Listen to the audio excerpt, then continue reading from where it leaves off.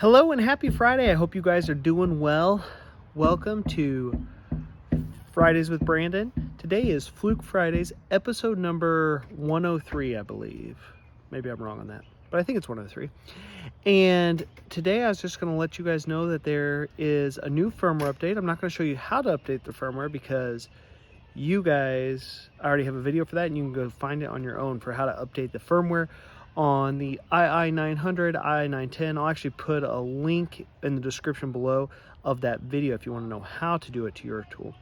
I will say, if you guys do own an ii900 or an ii910, especially an ii910, today you need to just go ahead and stop what you're doing. Don't go on vacation. Don't go on your weekend trip to the lake before you do this, because this is a really industry-changing firmware update.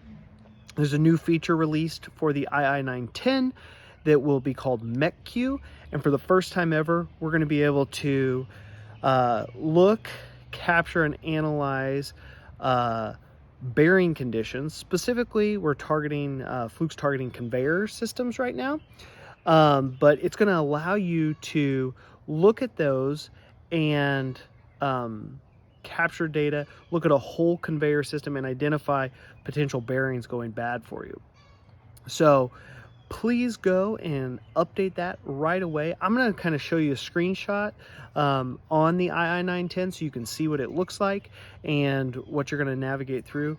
But it's going to look at specific frequencies that will include the that'll help you identify potential bearing problems. Sorry for the chickens in the background. I decided to sit in the backyard because our laundry is going downstairs. So anyways, let's jump over to the tool and you can see specifically what this MecQ feature will look like once you update the firmware. Let's jump to it. Okay, so if we look at this, we are in normal image mode. Obviously you touch the screen, then you can hit image, and now you see this new MecQ. If you had an ii910 before with the updated firmware, you should have had video leak Q mode, which is the leak quantification, PDQ mode, that's for partial discharge if you have high voltage applications, looking at that partial discharge or corona, and then you see MecQ. So we're going to click MecQ, and we can see it looks similar to the mode that we had before with leak Q, where it's got this circle for capturing the image. In all of these modes, if you get that leak or the failure in the middle there and you capture the image, the tool itself will actually estimate the distance, triangulate the distance to the target. And that's unique to Fluke, where we will, because of the distance, we will compensate for that distance and give you what the decibel level would actually be at the location, no matter how far away you are, which is pretty cool. Whether that's in leak Q mode or MecQ mode. But in MecQ mode, first off, we see this busy screen. I'll come back to this in a second. Let me show you what you first get it when you turn it on for the first time. It'll show up in this 30 Hertz mode. So I went into acoustics, scrolled down, and you see MecQ mode down here. I'm going to hit 30 kilohertz. Traditionally, in kind of the industry standard, is that we're going to listen just around that 30 kilohertz range for mechanical and bearing issues. And that's kind of like what UE Systems and all the other ultrasound companies have done for years and years and years. And so if you want what you've already been doing with ultrasound, this is the mode for you. And you're going to be able to capture that right at that 30 kilohertz. But Fluke is going to give you some other options as well. So user defined, so you can actually, it's going to give you a very narrow bandwidth, and you can scroll up and down, okay, and look for potential bearing problems in that way. Whereas if you're in the traditional image mode, you can see we cannot get that tight. You can only get down to like 5 kilohertz range versus a single kilohertz. So that's something that's different when you're in MecQ and in mode 2 of MecQ.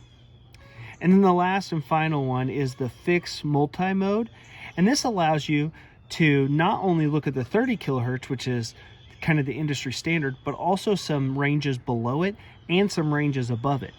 And the theory is that before, when it's really early on and it's a lower, it's not making as big of an impact on damage, it's very early in the damage process, we might see it earlier at these higher frequencies than these lower frequencies.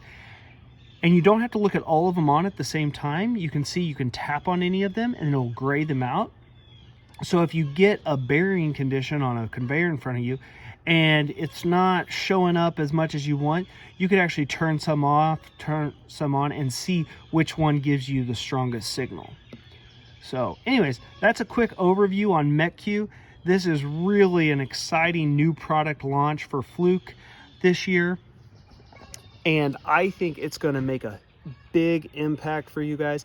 If you're in the industrial world and you're looking at an ii900 for air leak detection, I would encourage you to at least consider the ii910, because for 25% price point up charge, you're going to get a lot more capabilities with the mechanical side if you ever use that in the future. So hopefully this was a helpful video. Hope you guys have a wonderful weekend. Don't forget, if you've watched at least 3 of these videos, go ahead and hit subscribe and come on back and like it if you like it. Thanks and take care.